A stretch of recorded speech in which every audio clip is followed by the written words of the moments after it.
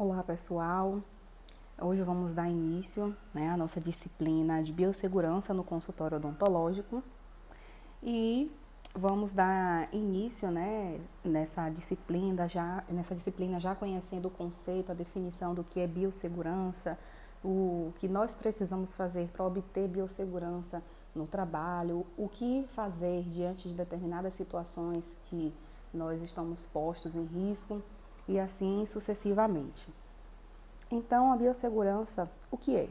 É um conjunto de procedimentos adaptados no consultório com o objetivo de dar proteção ao paciente, ao profissional e à sua equipe. Condutas diretas ou indiretas para uma prática profissional segura. Então, a biossegurança nada mais é condutas, ações que eu, como cirurgião dentista, preciso fazer, você, como auxiliar de saúde bucal, precisa fazer para que nós possamos obter a proteção individual, a nossa própria proteção, a proteção do outro, que a gente está atendendo, que é o paciente, e a proteção de toda a equipe. Todos no mesmo contexto, no mesmo ambiente de trabalho, precisam realizar essas condutas para se prevenir de possível contaminação, de possível transmissão de doenças, a proteção como um todo. Então, biossegurança bio significa vida e segurança, cuidado. Então, cuidado com a vida. A biossegurança em odontologia, ela já tem uma complexidade um pouco maior quando comparado à biossegurança em outros lugares. Por quê? Porque dentro do nosso ambiente de trabalho, nós temos algumas características que nos levam a estar mais próximos de fatores, de situações de risco. Por quê? Primeiro, nós temos uma grande proximidade com o paciente. O cirurgião dentista e o auxiliar de saúde bucal são aqueles que trabalham diretamente com o paciente, diretamente com a cavidade oral, e isso envolve uma série de riscos. O ambiente de trabalho, ele é um ambiente de difícil acesso e também fiscalização. Existe um risco de micro-organismos patogênicos. São o que é isso? Micro-organismos são bactérias, ou vírus, ou fungos, tudo isso são micro-organismos. E patogênicos são aqueles que têm a capacidade de causar uma patogenia, ou seja, a capacidade de causar uma doença. Então, patógeno vem de doença, patogênico, a capacidade de causar uma doença. Manipulação de instrumentos pérfuro-cortantes. Então, nós trabalhamos muito com esses instrumentos que causam perfuração, que causam corte, por isso é preciso ter o máximo de cuidado possível, tanto no uso, na manipulação, no caso do cirurgião dentista, como na manipulação também do auxiliar de saúde bucal, no momento da lavagem, no momento da secagem, da esterilização, porque a maioria dos instrumentais que nós utilizamos são instrumentais pérfuro-cortantes. E utilizamos também material instrumental que gera aerossol, por exemplo, a turbina, principalmente a de alta rotação. Quando a gente aciona aquela caneta, a turbina de alta rotação, a gente provoca ali todo um processo de risco por conta dessa liberação de aerossol. Vocês vão conhecer mais a fundo na matéria, na disciplina de instrumentais, mas acredito que todo mundo já conheça, a turbina, aquela caneta, o motorzinho, pronto, o motorzinho que todo mundo tem medo quando vai no dentista. Aquilo ali é a turbina e ele vai gerar, quando for acionado, muito aerossol. E através dessa liberação de partículas, dessa liberação de aerossol, pode estar envolvido muitos micro-organismos patógenos. Por isso que é importante, a gente vai falar mais lá na frente, uma das condutas de biossegurança é na utilização dos EPIs, é o que é isso? O equipamento individual de proteção, como luva, gorro, máscara, óculos, jaleco e assim sucessivamente, assim vai. Então, a única forma de prevenir a transmissão de doenças é o emprego de medidas de controle de infecção, como o uso adequado dos EPIs, foi o que eu acabei de dizer, equipamento de proteção individual. Dentre os EPIs, nós podemos citar o que são os EPIs. Quais são os EPIs? Óculos de proteção, touca, máscara, jaleco e luva. Pronto, são os principais equipamentos de proteção individual que todo profissional da área de saúde ele precisa estar precisa estar utilizando, né, para a sua própria proteção. Lavagem e esterilização do instrumental, desinfecção do equipamento odontológico, desinfecção do ambiente do consultório e antissepsia da boca do paciente. Então, essas são as formas iniciais da gente prevenir a transmissão de doenças. Então, vamos lá. Em primeiro lugar, quando a gente entra no consultório, a primeira coisa que a gente faz é se paramentar, né? Coloca logo o jaleco, coloca a touca, coloca a máscara. Óculos de proteção e luva a gente deixa para utilizar quando estiver mais de frente para o paciente, quando estiver já em contato no atendimento. Então, essa é logo a primeira conduta.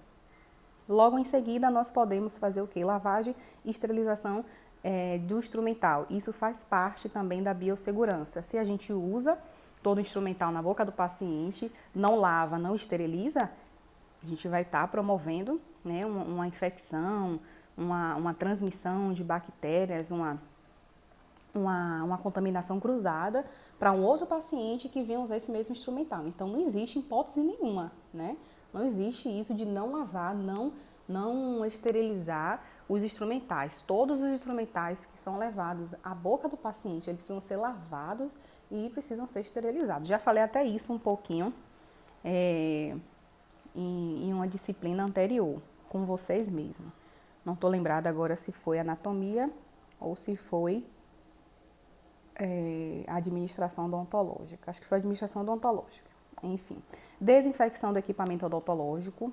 O que é a desinfecção? Existe uma grande diferença entre desinfecção, esterilização, descontaminação. A gente vai ver mais lá na frente também o conceito desses três nomes, né? Porque são totalmente diferentes.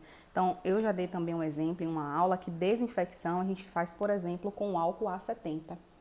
Né? Quando a gente passa o álcool na mão, álcool em gel, né, por conta dessa pandemia, desse problema todo do coronavírus, o que é que nós estamos fazendo com as nossas mãos? Estamos promovendo, fazendo uma desinfecção, né? Lavagem com água e sabão, ela funciona nesse caso do coronavírus, ok.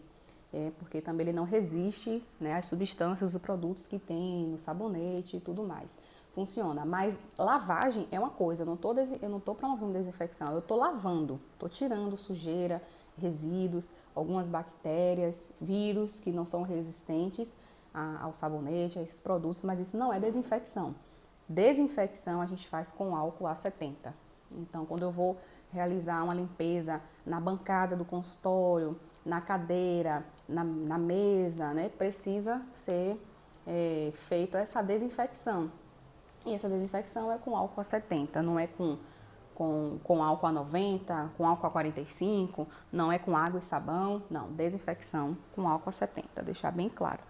E desinfecção do ambiente do consultório e antissepsia da boca do paciente. Como é que a gente promove uma antissepsia, ou seja, um preparo na boca do paciente antes da gente, de fato, manipular, né, principalmente quando for fazer uma cirurgia que vai manipular mesmo tecido gengival, vai ter sangramento, a gente pode lançar mão de uma substância que é chamada de gluconato de clorexidina. Geralmente ela vem na concentração de 0,12%. Antes de alguns procedimentos cirúrgicos, a gente promove a antissepsia da boca do paciente dentro, né, porque tem a antissepsia intraoral e a antissepsia extraoral. A intraoral é o paciente faz o bochecho com esse líquido, com essa substância, gluconato de clorexidina. E a antissepsia extraoral a gente faz com PVPI ou iodopovidona. E a gente passa o iodo na parte externa. Quando nós tivermos a voltarmos, né, às atividades, às aulas presenciais, a gente vai dar um jeito de ter aula prática, né, de fazer uma demonstração, porque nem sempre dá para a gente absorver tudo só ouvindo, né, de forma teórica. Mas para vocês tentarem entender, é como se a gente passa uma gaze embebida com o iodo, né, aquela substância que todo mundo já conhece, avermelhada, amarronzada, e a gente descontamina a parte externa da boca do paciente, passa o iodo por fora da boca e faz toda a antissepsia. Então, esses são os meios pelo qual nós podemos obter no consultório odontológico para prevenir a transmissão de doenças.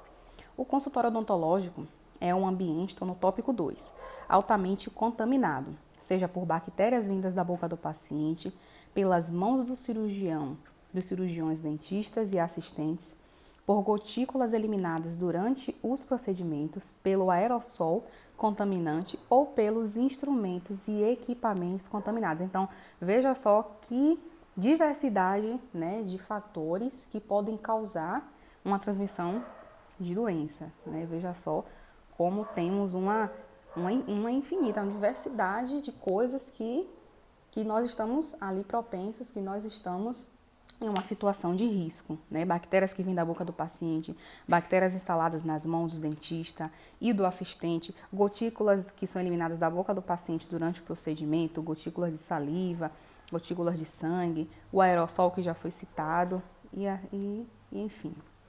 É uma atividade que expõe os pacientes, a equipe, o próprio cirurgião dentista e indiretamente seus familiares às mais diversas doenças infecciosas. Então, é uma situação de risco que a gente não compromete somente a nossa vida, mas a gente também pode ser um transmissor da doença até para os nossos familiares, né, de forma indireta. Então, a biossegurança, dando continuidade nessa questão do conceito, para ficar isso bem fechado na mente de vocês, né, bem arrumado mesmo, e não ter dúvida, não gerar dúvidas, a gente sempre faz essa complementação de uma forma mais complexa, né? Então, é um conjunto de medidas empregadas com a finalidade de proteger a saúde da equipe, que são dentista, auxiliar em saúde bucal, técnico em saúde bucal, técnico do laboratório de prótese e dos pacientes em ambiente clínico. Acho interessante ter citado aqui a questão do técnico do laboratório de prótese, porque talvez você me pergunte, poxa, o que é que o técnico do laboratório de prótese tem a ver com toda essa situação? Qual é o risco que a gente pode expor para ele se a gente não fizer uma devida descontaminação, devida desinfecção de alguma peça da prótese que vá para o laboratório, né? Então, como alguns já sabem, né, o dentista ele precisa trabalhar diretamente com o protético. Na maioria das vezes, né, o protético é aquele que vai confeccionar, vai fazer as próteses, e na maioria das vezes esse protético ele não fica na clínica, né? O protético ele tem o seu próprio laboratório de prótese. Então, geralmente, a clínica ou o dentista faz uma parceria com um determinado laboratório, com um determinado protético. E todos os pacientes que a gente atende de prótese, a gente precisa enviar as peças de moldagem, né, as peças, os modelos, a gente precisa enviar para o laboratório de prótese para ele confeccionar a prótese. Mas, se vamos recapitular o que eu falei lá sobre modelo, moldagem, vamos recapitular sobre isso. Se a gente faz uma moldagem no paciente, e a gente vai obter ali todo aquele molde, né? A gente tem um molde da boca do paciente porque eu quero confeccionar uma prótese. Aquele material, aquela massa que moldou o paciente, obviamente ela foi para a boca do paciente. Então ela teve contato com saliva, né? Teve contato com gotículas, até mesmo às vezes com sangue. A depender do estado gengival da pessoa, pode ter até um contato também com sangue, né? Então, se a instalação de todas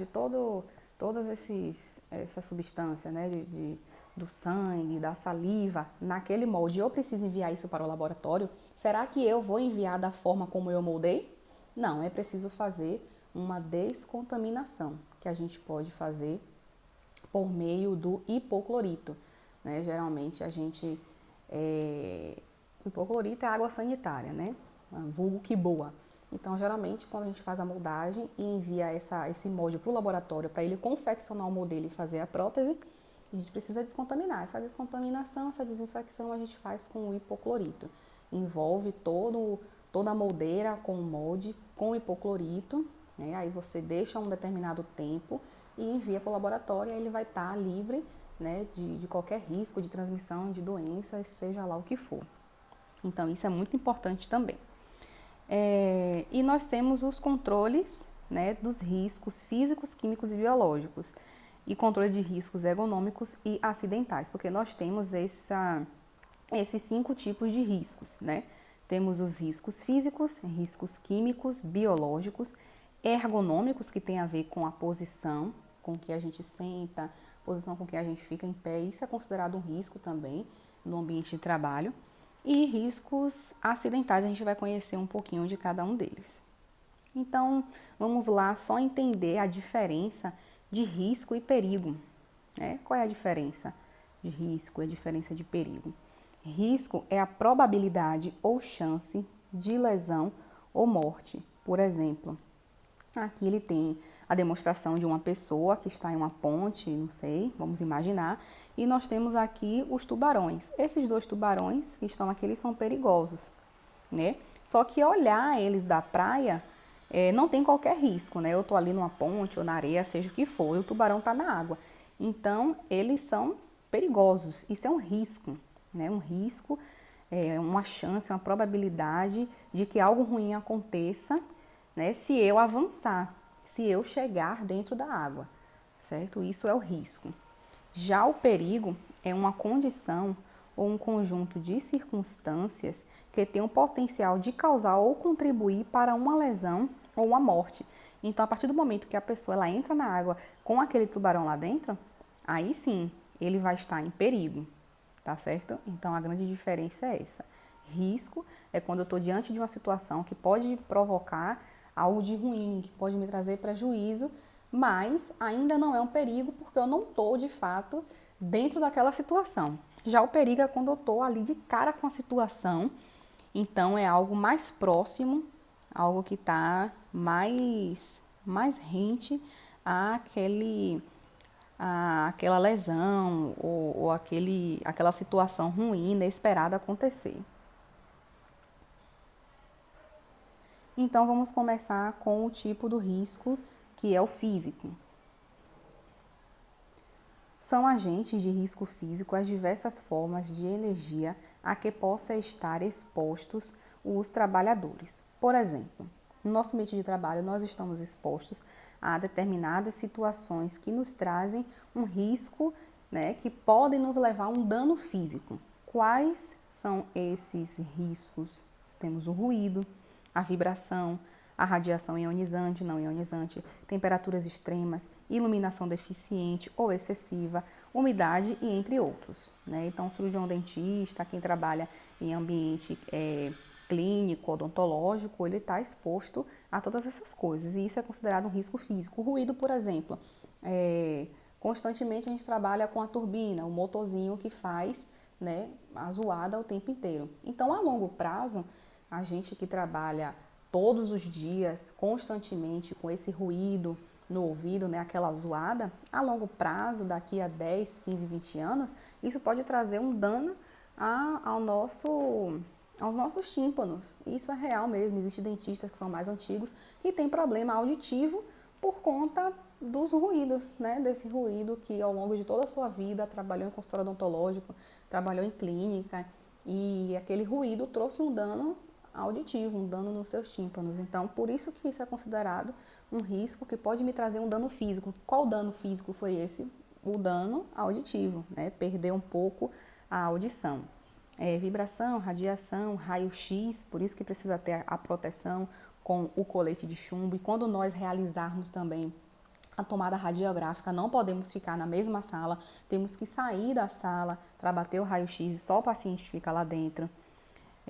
Temperaturas, iluminação, né, pode danificar também os nossos olhos. Tudo isso parece ser mínimo, mas são coisas que acontecem, são coisas que são reais, tá? A caneta de alta rotação, que foi o que eu acabei de falar, o compressor de ar, equipamentos de raio-x, equipamentos de laser, fotopolimerizador, autoclave e ultrassom. Então veja, praticamente todos os equipamentos instrumentais que nós usamos, ele nos trazem um risco, né, inerente à nossa saúde, à nossa pessoa. E nesse caso, aqui é considerado um risco físico. Fotopolimerizador, ele é um tipo de laser que serve para polimerizar a resina, ou seja, para endurecer o material restaurador. Nós colocamos lá na cavidade, o dente que está cariado, a gente coloca um material chamado resina. Para essa resina endurecer, a gente precisa aplicar precisa aplicar uma luz azul. Essa luz azul é o fotopolimerizador. Então, nesse fotopolimerizador, existe na frente uma capinha protetora que impede com que a gente olhe para a luz azul, porque isso a longo prazo também pode trazer dano, corte na nossa... eu esqueci agora o nome. No, em uma das estruturas dos nossos olhos, porque eu esqueci o nome agora, mas isso provoca meio que um corte mesmo, né? A pessoa fica com a deficiência ao enxergar. Então, isso é um tipo de risco, né? A nossa saúde, a nossa vida, um risco físico. Vamos lá. Então, o que é que nós podemos fazer para evitar com que esses riscos aconteçam? Eu já dei exemplos aqui de alguns, mas vamos ver mais detalhado aqui como está escrito. Utilizar protetores auriculares é uma opção. Utilizar um protetor no ouvido para impedir com que esse ruído venha trazer algum dano auditivo futuramente. Usar o óculos de proteção para os procedimentos odontológicos, né, para impedir com que qualquer gotícula caia no olho, ou até mesmo um material, alguma coisa que a gente utilize, tanto no nosso olho como no olho do paciente. Por isso é importante o óculos de proteção no paciente também.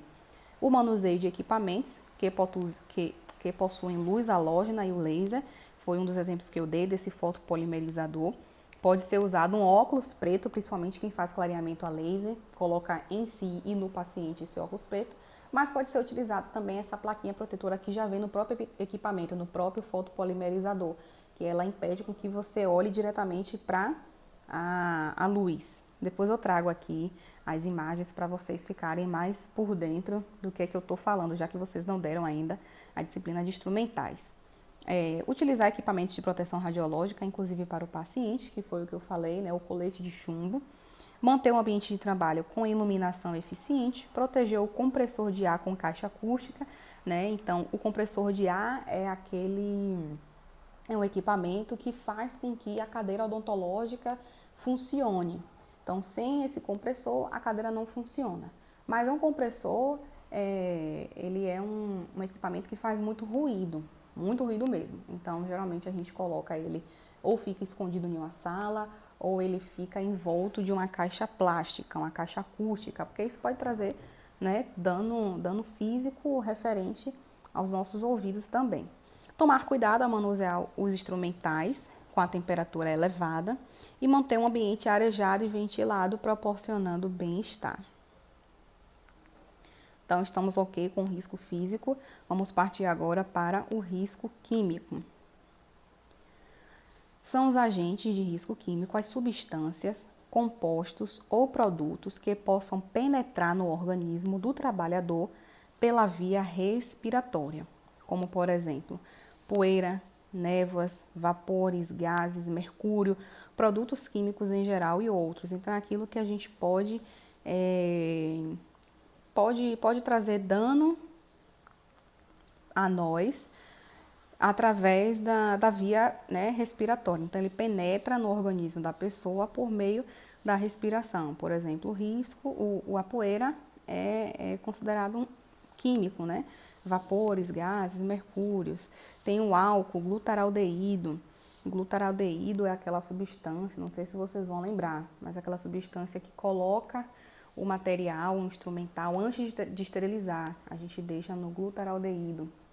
É um líquido. Aí depois que ele fica uns 10, 15 minutos, os instrumentais mergulhados no glutaraldeído, a gente lava, esfrega o instrumental e coloca para esterilizar. O hipoclorito de sódio, o dentista trabalha muito com hipoclorito de sódio, principalmente para tratamento de canal. Então, ao inalar, né, o hipoclorito de sódio, a gente, né, pode trazer diversos danos, por isso é considerado um risco químico. Ácidos, a própria clorexidina, resinas, também os gases medicinais como o óxido nitroso, que é o famoso gás hilariante, aquele gás que se utiliza para anestesia, não chega a ser anestesia geral, mas o paciente ele fica drogado mesmo, né, para que a gente consiga fazer o procedimento. Então, o que é que nós podemos fazer para evitar com que esses riscos químicos se tornem um perigo à nossa vida? Limpar a sujidade do chão, né, utilizando pano umedecido para evitar poeira, Utilizar equipamento de proteção individual, EPI sempre, adequados para o manuseio de produtos químicos desinfetantes, né? Utilizar sempre luvas, vocês que vão fazer lavagem de instrumentais, vão mexer com glutaraldeído, precisa utilizar as luvas de borracha, não pode ter aquele contato direto. Usar o EPI completo durante o atendimento ao paciente, disponibilizar óculos de proteção mesmo, para evitar acidentes com produtos químicos, né? Um material que a gente pode estar ali manipulando, um ácido, uma resina, um adesivo, qualquer material químico, se a gente não proteger o olho do paciente, pode cair no olho do paciente. Então, por isso que eu citei lá no início o uso do óculos de proteção. Utilizar somente amalgamador de cápsulas. Isso aqui ele fala referente a um material restaurador antigo que nós utilizávamos antes, né, há muitos anos atrás, que se chama o amálgama. Então, o amálgama é aquela restauração escurecida, a que fica preta no dente. Isso se chama amálgama. Hoje nós temos o quê? Hoje já nós temos a resina, que é o material restaurador da cor do dente, que fica branquinho, tudo bonitinho. Mas há muitos anos atrás, na verdade, hoje ainda se usa, principalmente nos postos de saúde, usa muito amálgama. Mas a clínica particular é mais difícil. Esse amálgama, ele tem dois tipos de manipulação. A gente pode fazer a manipulação manual e o amálgama, ele tem mercúrio dentro da sua composição. Então, na manipulação manual, a gente tinha um contato direto com o mercúrio. Pegava lá dentro do potinho de vidro o mercúrio, uma quantidade, adicionava outra substância e fazia uma manipulação manual. Quando eu digo manual, não é com a mão que a gente vai pegar o material com a mão, mas a gente vai pegar a nossa mão, pegar um outro instrumental e começar a manipular, como se fosse mexer, vamos se dizer assim, né? A gente vai mexer essas duas substâncias e aí ela se transforma numa massa, a gente vai compactar bem e aí ela se transforma naquela massa prata endurecida, a gente faz a inserção no dente. Mas ao longo do tempo, né, foi se estudando e vendo que o mercúrio, ele de fato, a gente tem um contato direto, é extremamente arriscado, né? O mercúrio é extremamente promove mesmo uma contaminação. Então, foi se criado um tipo de manipulação através de amalgamador. É o que é isso? O material, as substâncias, né, para formar o amálgama, o mercúrio e outra substância lá, que eu agora esqueci o nome, mas eles já vinham dentro de uma cápsula. A gente não precisaria abrir nem nada, nem fazer manipulação manual. E dentro dessa cápsula a gente colocava em um material, um equipamento que vibra, e ao vibrar eles iam misturar lá dentro da cápsula. Então a gente não tinha contato nenhum direto.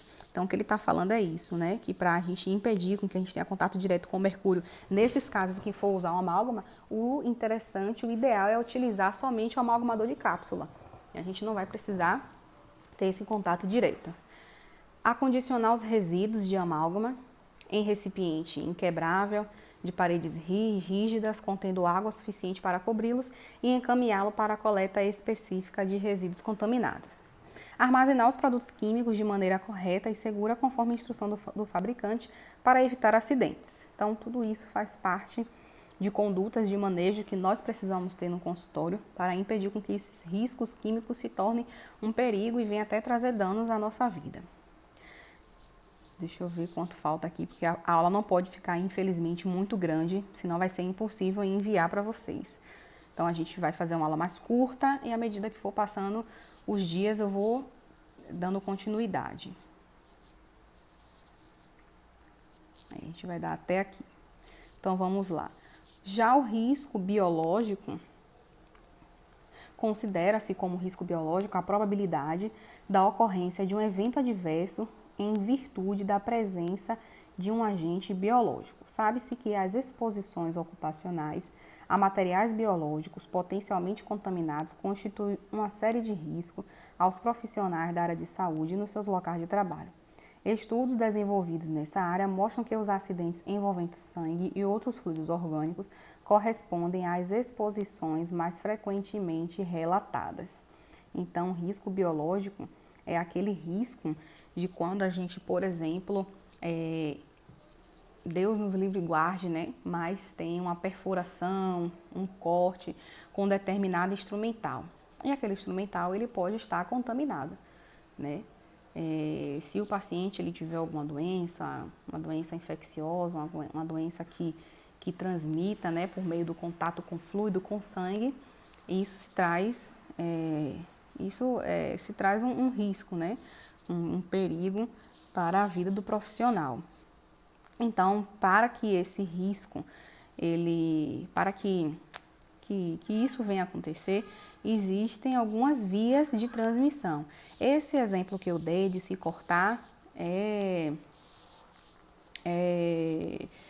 uma via de transmissão aqui, ó, como pelo contato direto, né, do paciente.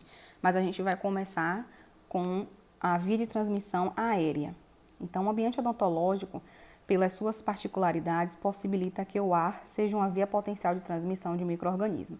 Por meio das gotículas e dos aerossóis que podem contaminar diretamente o profissional ao atingir a pele e a mucosa, por inalação, ingestão ou indiretamente quando contaminam as superfícies. Então, o risco, né, a via de transmissão aérea é aquela via em que a pessoa ela pode ser contaminada por meio de gotículas que pode, por exemplo, cair nos olhos, na mucosa, pode cair na boca se não tiver com a proteção da máscara, cair no olho se não tiver com a proteção do óculos. Por isso que é importante o uso do EPI, ou até mesmo a contaminação de algumas doenças por meio da pele mesmo. É por isso que é preciso, reforço isso bem, bato na tecla, usar todos os equipamentos de proteção. Então, o que é que nós podemos fazer para evitar com que essa contaminação possa acontecer? Usar o dique de borracha sempre que o procedimento permitir. O dique de borracha, poxa, é chato dar essa aula porque tem muita coisa de material que vocês não viram, porque não pegou instrumentais odontológicos, né? Mas enfim, vamos lá. O dique de borracha é um tipo de borracha que isola toda a boca do paciente e permite com que a gente trabalhe só no dente que a gente quer trabalhar. Fazer uma restauração, fazer um canal, o dente, só esse dente que a gente quer trabalhar fica exposto e toda a cavidade do paciente ela fica coberta por um lençol azul. E isso a gente chama de dique de borracha. Então, quando a gente isola toda a boca e deixa só o dente que a gente quer trabalhar, a gente impede com que qualquer contaminação possa acontecer por meio da via aérea, né? Usar sugador de alta potência, sugar sempre ali a saliva do paciente. Isso impede com que as gotículas de saliva ou de sangue elas fiquem saindo pela boca, né? Porque o sugador vai estar o tempo inteiro ali sugando aquela secreção, aquela saliva. Evitar o uso da seringa tríplice na sua forma spray, acionando 2 botões ao mesmo tempo. Isso é um vício muito grande, é um vício que nós dentistas temos muito, né? A seringa tríplice é aquela seringa que em um botão sai água e o outro sai ar. O ideal é a gente usar um de cada vez, né? Usar quando precisar lavar a boca do paciente, usar o botão que sai a água. Quando precisar secar, usar o botão que sai o ar. Mas às vezes a gente aperta os 2 botões e aí sai aquele jato, sabe? De ar e água ao mesmo tempo, de uma forma mais forte. E isso pode provocar a saída de aerossóis, de más gotículas e ter alguma contaminação. O que mais? Higienizar previamente a boca do paciente, como eu já citei, com iodo na parte de fora e com bochecho com clorexidina na parte de dentro. Manter sempre o ambiente ventilado, usar máscara de proteção respiratória e usar o óculos de proteção, que também não é novidade. O risco biológico, transmissão por sangue e outros fluidos orgânicos. Então vamos lá, na prática odontológica é comum a manipulação de sangue, né, em procedimentos cirúrgicos ou até mesmo em não cirúrgicos, como raspagem, procedimento de canal, tudo isso envolve sangue. E outros fluidos orgânicos, que são as principais vias de transmissão do HIV e do vírus da hepatite B e C. Então, as exposições que podem trazer risco de transmissão, elas são definidas como percutânea, mucosa e cutânea. A gente vai entender, e mordedura humana, a gente vai entender cada uma delas. A percutânea é aquela lesão provocada por instrumentos pérfuro cortante, né? Então, Quando alguém tem uma perfuração com qualquer tipo de instrumental que seja afiado, pérfuro cortante, ela pode ter uma lesão chamada de lesão percutânea. Se cortou, se furou, é lesão percutânea. Mucosa é quando o contato com o respingo na face envolve olhos, nariz e boca. Porque os nossos olhos é feito de mucosa, o nariz e a boca também. Então, se alguma gotícula, algum respingo de sangue ou de saliva cair no olho, no nariz ou na boca do profissional, ele pode estar tendo ali uma lesão na mucosa. E cutânea é contato com a pele com dermatites ou feridas abertas. É quando, por exemplo, a pessoa tem uma ferida aberta e aquela gotícula, aquela saliva, ela acaba atingindo aquela ferida. Ela vai estar tendo ali uma lesão cutânea. E mordeduras humanas, lesão que deve ser avaliada tanto para o indivíduo que provocou, quanto para aquele que tenha sido exposto, considerado como exposição de risco quando há presença de sangue. Então, quem trabalha principalmente com crianças geralmente sofre muito disso. A criança morde muito, né, o dedo dos dentistas. Então, ou pode ser dos auxiliares também, tá? Vocês não estão isentos disso, não. Que quando estiver auxiliando, abrindo a boca do odontopediatra, da criança, junto com o dentista que atende a criança, né? Pode ser odontopediatra, pode ser qualquer dentista que atenda a criança. Ele pode também tanto morder o dedo do dentista como morder o dedo do auxiliar também. Então, isso é considerado uma lesão de mordedura humana.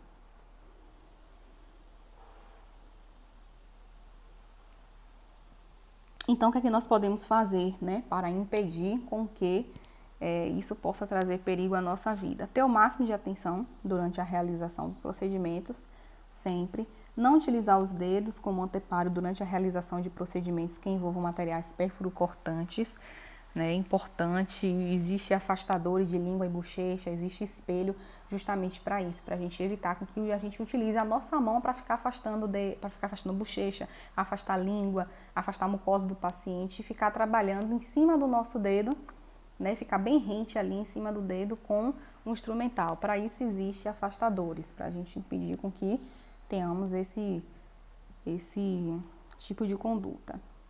Não reencapar, gente, isso é muito importante, vou até ampliar aqui. Entortar, quebrar ou retirar agulhas das seringas com as mãos, né? E isso é extremamente importante. Reencapar significa o quê? Na seringa, onde a agulha, né, da anestesia, ela vem com uma capazinha para proteger aquela agulha. Reencapar, na verdade, precisa ser feito. O que não pode ser feito é reencapar com a mão. Por exemplo, eu não posso pegar essa capa e colocar na agulha que está já contaminada. Eu preciso pescar essa agulha. Preciso pegar a seringa, coloco a capinha em cima da mesa, pego a seringa, né, e coloco a agulha dentro da capa. Eu não sei se dá para vocês entenderem como eu estou falando, mas quando tiver oportunidade eu vou demonstrar a forma correta que se deve fazer, tá? Vou fazer uma demonstração. Posso até gravar um vídeo demonstrando e publico junto com essa aula para vocês verem, porque isso aqui para mim é muito importante, porque muita gente faz errado, tanto dentista como auxiliar, técnico em saúde bucal faz muito errado, e isso é um risco muito grande, porque a probabilidade de perfurar com agulha, de se furar, e se você fizer o manuseio errado é muito grande. Então, não reencapar com a mão, na verdade, precisa reencapar e descartar naquela caixa de pérfuros cortantes. Não entortar, nem quebrar ou retirar as agulhas das seringas com as mãos. Então, isso tem que ser feito de uma forma muito cuidadosa, tá? Não utilizar agulhas para fixar papéis, desprezar todo o material pérfuro-cortante, mesmo que estéril. Oh, meu Deus, o que é isso? Em recipiente com tampa e resistente à perfuração. Então, a gente precisa colocar todo esse material pérfuro-cortante, mesmo que ele esteja em estéreo, né, em um recipiente que seja resistente à perfuração. Como eu falei, a capinha dessa agulha, ele está dentro do recipiente, dentro de uma tampa, ela é plástica e ela vai ser resistente à perfuração.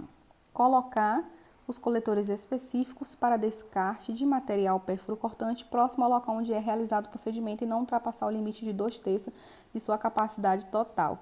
Eu também vou gravar um videozinho mostrando todas essas coisas, porque eu acho que só escrito não dá para vocês entenderem muito. Então eu vou mostrar em forma de imagem, vou gravar um vídeo também e vou mostrar isso para vocês. Que esses materiais, né, agulha, descartável, precisa ser descartado numa caixinha amarela de papelão. Essa caixinha amarela é o local específico para o descarte desses materiais. E ele precisa estar dentro da sala e quando terminar o procedimento, a gente precisa descartar agulhas, fio de sutura, lâminas de bisturi, tudo nessa caixa. E não pode ultrapassar. Tem um tracejado que nos mostra até onde é que nós podemos colocar, porque também é errado encher essa caixa e ficar transbordando, porque ali também se torna um risco de perfuração, de contaminação. Quem for descartar, quem for pegar essa caixa e levar no local adequado, certo? Já estamos acabando. E transmissão pelo contato direto. Esse tipo que a gente falou antes foi a transmissão por sangues e outros fluidos orgânicos, tá? Ainda no risco biológico. Transmissão pelo contato direto ou indireto com o paciente. A equipe odontológica está sujeita a diversas doenças adquiridas por meio do contato direto, mãos ou pele, ou indireto, superfícies ambientais ou itens de uso do paciente. Então, para isso, reforçando mais uma vez, precisamos utilizar o EPI, higienizar as mãos antes e depois do procedimento, tá? Antes de auxiliar e depois de auxiliar é importante a higienização das mãos. Ah, mas eu estava usando luva. Mas não importa, precisamos sempre higienizar as mãos. Manter os cabelos presos e dentro da touca, né? Isso também não é novidade, porque o cabelo exposto é muito mais risco para você do que para o paciente, porque os aerossóis, as gotículas podem cair lá no seu cabelo, alguma coisa contaminada, né? E se você estivesse usando touca, não iria para o seu cabelo, iria direto para a touca, depois você descarta e estava livre de qualquer transmissão, qualquer contaminação. E desinfecção das secreções e dos artigos contaminados, tá? Então, por exemplo, a seringa tríplice, a turbina, o micromotor, tudo isso a gente faz a desinfecção, né? Porque ele vai entrar em contato com a boca do paciente, mas a gente não leva esse equipamento da cadeira para esterilizar, então a gente precisa descontaminar, principalmente desinfectar, né, com álcool 70. Então temos 4 tipos de classificação: classe 1, 2, 3 e 4. A classe 1, o agente não oferece risco para o manipulador nem para a comunidade. Por exemplo, coliformes fecais, através do solo e da água. É considerado como classe 1.